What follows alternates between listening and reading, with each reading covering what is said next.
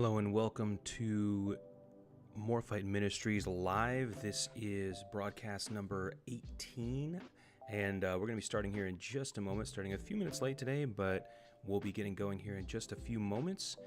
And I'd love it if you could drop a comment, drop a like, and let me know how the audio sounds. Let me know if you got any suggestions. We're going to be continuing today in our study that we started the other day about the biblical origins, the biblical source, and understanding what does the Bible say about this whole Israel versus Palestine conflict. So it's very prescient, it's very applicable to today, and we want to make sure we understand how God feels about these things and where he's coming from. So if you bear with me for just a moment and we'll get started.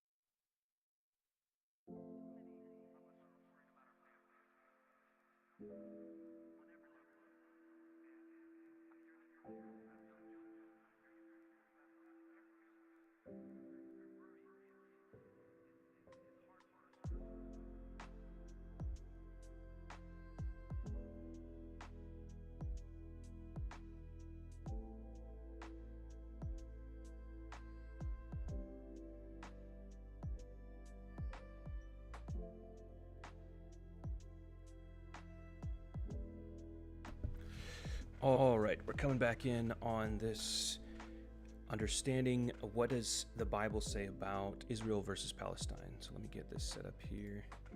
Boom. Okay. So as we already looked at, we've seen that the biblical origins of Israel versus Palestine, just that, we learned that our word in the Bible for Palestine, or that's translated as Palestine or Palestina, is Philistia. Pelishet in Hebrew, H6429, also Philistine, which is person from that area, 6430. It means land of sojourners. It's the general territory on the west coast of Canaan, or the entire country of Palestine. We looked at a map. Let me see if I can pull it up here. Yeah, here we are. We have a map, and we see here that over here is Jerusalem. Ooh, way too big. Okay, never mind. Come on now. Okay. We see here that over here is Jerusalem, and over here is Tel Aviv. But down here, this Gaza Strip area, where we do have a collection of what we would call the Palestinians today, is in the same rough region as Ashdod, Ashkelon, and all of that, the area where Philistia was back in the day. So that's what we kind of discovered yesterday. Did the Palestinians come from the Philistines? It's a great article if you want to go look at that. It's on GreekReporter.com, talking about how the Philistines and the Palestinians are not the same thing, although they occupy the same area. It's not necessarily the same people group. All right. So what I did is we did a word search for this Hebrew word, Pelishet, and we're going to see if we can understand the Bible's reference to this area and what that may bear out, what that may mean for us today. So, first place we see it show up is in Exodus 15:14. So we're going to look at that. Exodus 15:14. And so I'm going to do like this time.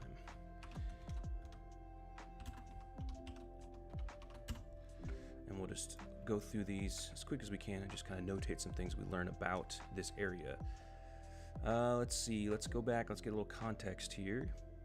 Obviously, this is talking about God. Thy right hand, O Lord, has become glorious in power. Thy right hand hath dashed in pieces the enemy. I believe, yeah, so this is actually, Exodus 14 is the actual crossing of the Red Sea. If you haven't read that story, go read it. It's an amazing story. But this Exodus 15 is what happens directly after that. So they crossed to the Red Sea. Then sang Moses, the children of Israel, this song unto the Lord. So this is part of a song. This is a psalm to God and about the things he's done, saying, I will sing unto the Lord, for he hath triumphed gloriously. The horse and his rider hath he thrown into the sea. So let's go down to get closer to our context here. So that's what this whole passage is this song. Let's start at verse 11. Who is like unto thee, O Lord, among the gods? Who is like thee, glorious in holiness, fearful in praises, doing wonders? That gods is that word, I'm guessing, Elohim. Let's see here. If I get this to pull up. And if you notice all the lag and the issues that I have with my computer, please pray for me. My computer does not behave. And so we're trying to get that sorted, but you know how it is. Oop, that's Lord, so that's then not the same word. Let's see, among the gods. Let's see if we can find what word is among the gods, because I believe that's Elohim. Usually when you see that word show up, it's Elohim. All right, come on. Who is like you, O Lord, among the gods?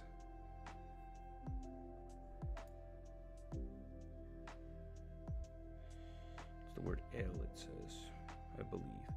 Who is like you, who is like thee, glorious in holiness, fearful in praises, doing wonders? Thou stretchest out thy right hand, the earth swallowed them. So the earth swallowed them, obviously that's what happened in the crossing of the Red Sea, that the waters themselves, nature itself, was working against the enemies of God's people. Thou in thy mercy hast led forth the people which thou hast redeemed. Thou hast guided them in thy strength unto thy holy habitation. So they were heading for Canaan, the promised land, and that's why they were crossing the Red Sea and leaving Egypt. The people shall hear and be afraid. Sorrow shall take hold on the inhabitants of Palestina. So there we see that he refers to Palestina as, in this song, as those that are the people, or those who maybe are against those of Israel, because the very next verse says, the dukes of Edom shall be amazed, the mighty men of Moab, trembling shall take hold upon them, all the inhabitants of Canaan shall melt away. So in other words, at the notification, at the understanding of this miracle that God's performed on behalf of God's people, the people of Canaan are going to back off. They're going to be afraid. They're going to be amazed. They're going to, as it says, trembling shall take hold upon them. Verse 16, fear and dread shall fall upon them. By the greatness of thine arm they shall be as still as stone, till thy people pass over, O Lord, till the people pass over, which thou hast purchased. Thou shalt bring them in and plant them in the mountain of thine inheritance, in the place, O Lord, which thou hast made for thee to dwell in the sanctuary, O Lord, which thy hands have established. The Lord shall reign forever and ever. So the overall gist here, it looks like, is that Palestine or Philistia is referenced as saying that they will cower, they will fear when they hear of the works of God for his people. So I'm going to put that on there. The residents of Palestine will be afraid. Well, I'm going to say will fear the Lord because of his delivering miracles for his people. And of course, it's referencing specifically the crossing of the Red Sea. However, it's also used a little bit poetically and in general to talk about, hey, this is something that will happen when they hear about these things, right? These types of things. The people shall be afraid. Thou in thy mercy. The people shall be afraid. Sorrow shall take hold on the inhabitants of Palestina. All right, so there's something there. Let's go to the next one. See if we can get back. Aha, cool. All right, this is Psalm 60, verse 8. This is a psalm, Miktam of David. So this is written by David. A Miktam is a musical or liturgical term, probably. For instruction, he strove with Aram Naharaim and with Aram Zobah when Joab returned and smote of Edom in the Valley of Salt 12,000. So this is, again, after a victory, and they have, let's see, when Joab returned and smote of Edom in the Valley of Salt, 12,000. I believe this is after victory.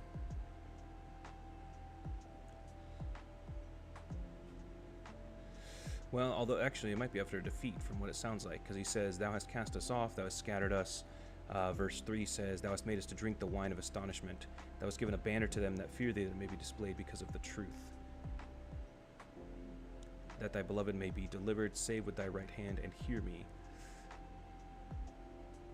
God hath spoken in his holiness. I will rejoice, I will divide Shechem, and mete out the valley of Succoth. Gilead is mine, and Manasseh is mine. Ephraim also is the strength of mine head. Judah is my lawgiver. Again, you see here how he's listing off all of these different people groups. These are actually the tribes, right? As we see here, Gilead, Manasseh, Ephraim, Judah. Some of them are the tribes, and then some of them are just other areas within the region. Moab is my washpot. Moab was the nation descended from the son of Lot. Edom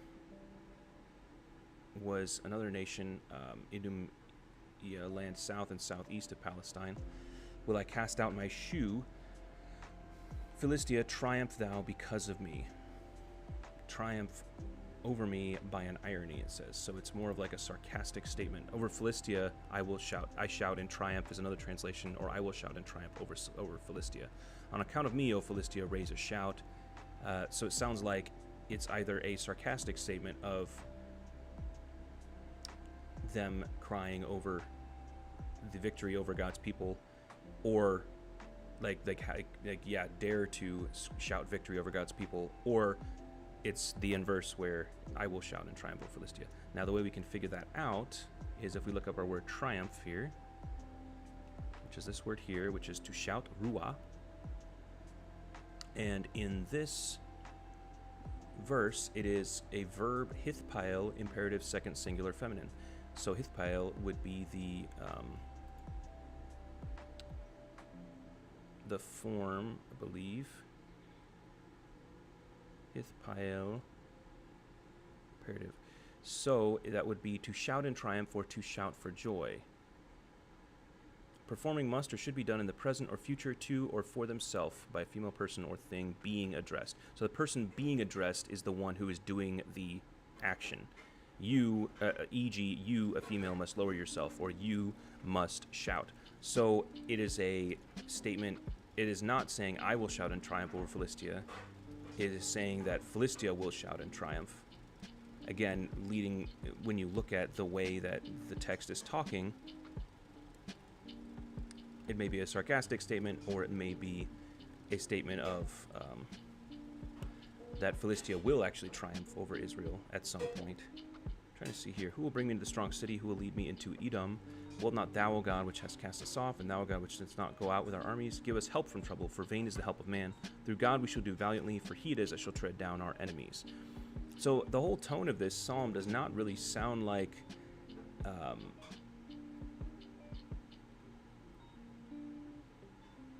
trying to see, because it would probably help if we understood this this reference of this striking down the Valley of Salt and all that. Deuteronomy 31:19. That's not the same thing.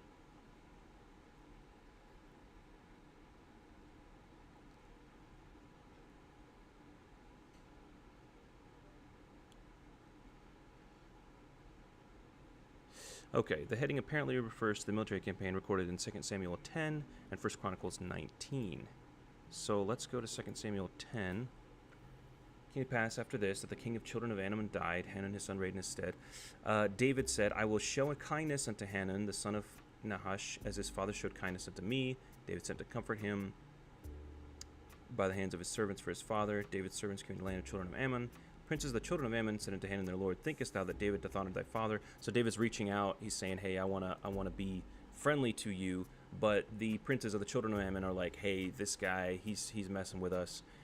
And so they actually, as it says here, they take David's servants, the ones he sent there to try to work out a treaty or to be kind, shaves off the one half of their beards, cuts off their garments in the middle, even to their buttocks, and sent them away. So extremely shameful, and it's a big statement back to David that, hey, we reject you, we don't care about you, you're just trying to mess with us. They told it to David, he sent to meet them. The men were greatly ashamed. The king said, tarry at Jericho till your beards be grown, and then return. So the children of Ammon saw that they stank before David, which is a great way of saying like they didn't have a good relationship. The children of Ammon sent and hired the Syrians. So they hire out some mercenaries, right, from Syria, Beth Rehob, Zobah, 20,000 footmen, Ishtab, 12,000 men. So they hire all these guys to try to defend them because they know this is about to be a battle because they just offended King David. When David heard of it, he sent Joab and all the host of the mighty men. So David's like, yeah, let me send out all of my mighty guys, and they're going to go take care of business. The children of Ammon came out. They put the battle in array at the entering in of the gate. And all these Syrian guys were that they hired were the other guys were in the field. Joab saw that the front of the battle was against him before and behind. He chose all the choice men of Israel and put them array against the Syrians. So here you see some of the tactics that he uses. If the Syrians be too strong, etc. And verse 14, the children of Ammon saw that the Syrians were fled. Verse 13, Joab drew nigh, the people were with him unto the battle against the Syrians, and they fled before him. So all these mercenaries that they paid off it wasn't good enough, the money wasn't good enough to try to fight against Joab and all the mighty men, so they got scared and they ran. The children of Ammon saw that the Syrians were fled, then fled they also before Abishai and entered into the city. So Joab returned from the children of Ammon and came to Jerusalem. The Syrians saw that they were smitten before Israel, they gathered themselves together. Hadarezer sent and brought out the Syrians that were beyond the river, and they came to Helam, and Shobak the captain of the host of Hadarezer went before them. When it was told David, he gathered all Israel together and passed over Jordan and came to Helam. The Syrians set themselves in array against David and fought with him. The Syrians fled before Israel. David slew 700 chariots, 40,000 horsemen, smote Shobak, the captain of the host, who died there. And all the kings that were servants to Hadarezer saw that they were smitten before Israel. Then they made peace with Israel and served them. So the Syrians feared to help the children of Ammon anymore. So they got hired to fight against David and the armies of Israel on behalf of the children of Ammon. And they lost really bad. They got whooped up by David and his mighty men and his armies. And so they said, you know what, guys, it's not going to be worth the money for us to be hired for this anymore. Like, we'll fight with you against somebody else, but not against David and his host. So that is what this is in reference to. Okay, so now we can understand how these things make a little more sense. Because when he says, you have cast us off, thou hast scattered us, thou hast been displeased, O turn thyself to us again. Thou hast made the earth to tremble, thou hast broken it, heal the breaches thereof, for it shaketh. Thou showed thy people hard things, thou makest to drink the wine of astonishment. Thou hast given a banner to them that fear thee, that it may be displayed because of the truth. That thy beloved may be delivered, save with thy right hand, and hear me. God hath spoken in his holiness, I will rejoice, I will divide Shechem, and mete out the valley of Succoth. Gilead is mine, and Manasseh is mine. Ephraim also is the strength of mine head. Judah is my lawgiver. Moab is my washpot. Over Edom will I cast out my shoe. So these are derogatory things, right? This other translation says, Edom, I will make Edom serve me. I will throw my sandal as a metaphor. Some interpret this as idiomatic for taking possession of. I will take possession of Edom.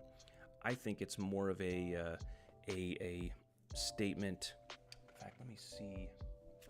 How much time do we have left? We have about 5 minutes. Let me see if I can find it in figures of speech or people and places.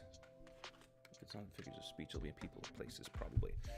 But I'm guessing this is because if you guys remember, there was a time when George W. Bush was making a speech, and there was a Arab representative who threw a shoe at him. And in the West, we just thought it was silly and kind of funny. He kind of dodged it, and it was just this weird moment.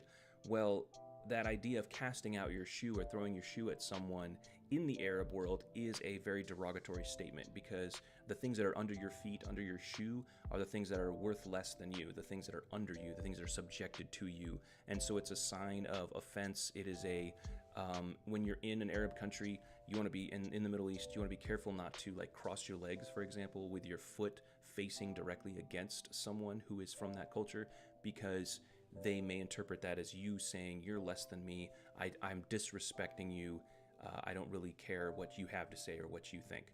And so that whole idea of under your feet, under your shoe, is a strong term to them. In the West, it doesn't really mean much, and so we don't really think about it a whole lot. It just seems kind of silly, or you might understand the idea, but it's not like as strong of a term to us.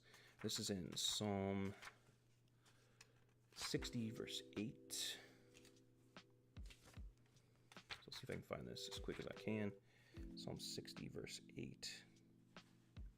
Oh, I forget these are in Roman numerals. So it's 30 something. 50 is C, I believe. So 60 would be CX, right? And doesn't have anything here.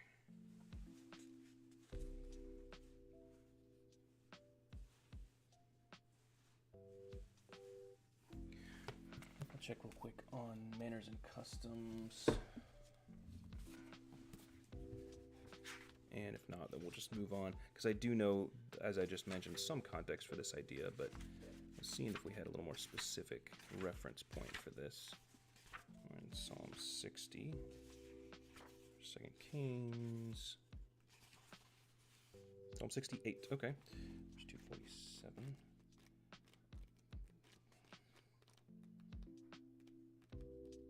And I think I've mentioned this before. This is a super handy reference, although there are different versions of this and different similar books. Any book that will give you manners and customs of the Bible, or Bible lands, or the peoples of the Bible, or that area, super handy, because you can just get your head around the culture a lot more and understand why certain things are said certain ways, which again in the West or in our modern day we would just don't understand. Okay, here we are. The sign of the shoe. This was the manner in former time in Israel concerning redeeming, concerning changing. For to confirm all things, a man plucked off his shoe and gave it to his neighbor, and this was a testimony in Israel. There was no divine law ordaining this. It was simply an ancient custom. It's not to be confounded with the law in reference to levirate marriages in Deuteronomy. It probably originated from the fact that the right to tread the soil belonged only to the owner of it. Hence, the transfer of a sandal was a very appropriate representation of the transfer of property. Allusion to this custom is doubtless intended in Psalm 60, verse 8. Over Edom will I cast out my shoe, that is, I will transfer it to myself. The custom was prevalent among the Indians and ancient Germans. It is said still to exist in the East. So when he says, triumph thou because of me, to Philistia, it's a positive thing in a way. Over Edom will I cast out my shoe. That is also a positive thing. It sounds like. That's interesting. So I think these statements are being sarcastic, if I'm not mistaken. Moab is my washpot. Let's see if we can understand that a little better. Washing household utensil, a pot. Moab is my wash basin. 2 Samuel 8:2 says, and he smote Moab, measured them with a line, casting them to the ground. So the Moabites became David's servants and brought gifts. So, here's Psalm 108:10. Over me, O Philistia, shout in triumph. Because he says, Gilead is mine, Manasseh is mine, Ephraim is the strength of mine head, Judah is my lawgiver. So those are obviously positive statements, and he's talking about Israel and the tribes of Israel. And then he says, Moab is my washpot. Over Edom will I cast out my shoe. Philistia, triumph thou because of me. The metaphor of the wash basin used to rinse one's hands and feet suggests that Moab, in contrast to Israel's elevated position, would be reduced to the status of a servant. A master throwing his dirty sandal to a servant so the latter might dust it off. So it sounds like there's actually some wordplay going on here.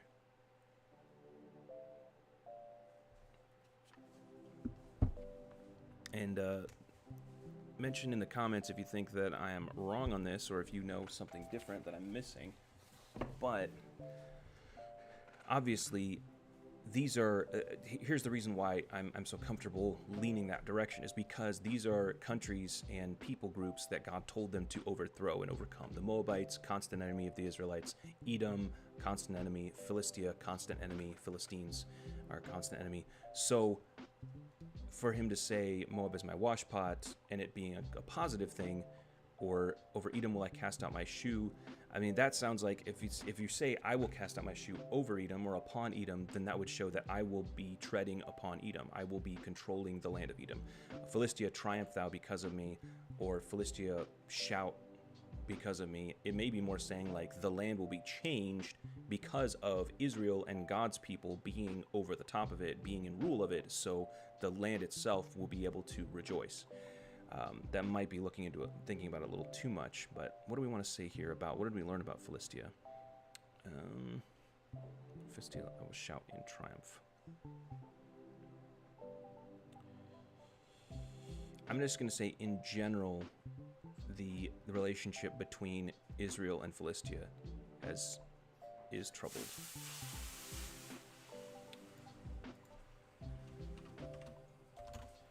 Since I don't understand the exact meaning of these metaphors and the possible sarcasm there, I'm going to say that, in general, the relationship between Israel and Philistia is, I don't even want to say strained, troubled. I think that's a safe general statement based off of that passage. Excuse me. All right. I wish we could have gotten further. We did learn a few things today, and we're going to keep on this topic for at least a couple more days, a couple more studies. If you like this, if you enjoy this podcast or this study, I'd ask for you to share it with someone. I'd ask for you to pray about and consider supporting this ministry. There are some goals that I'm going to be setting up over the next month or two as far as financial things we'd like to reach, to be able to broadcast this further, to be able to put it out on different channels.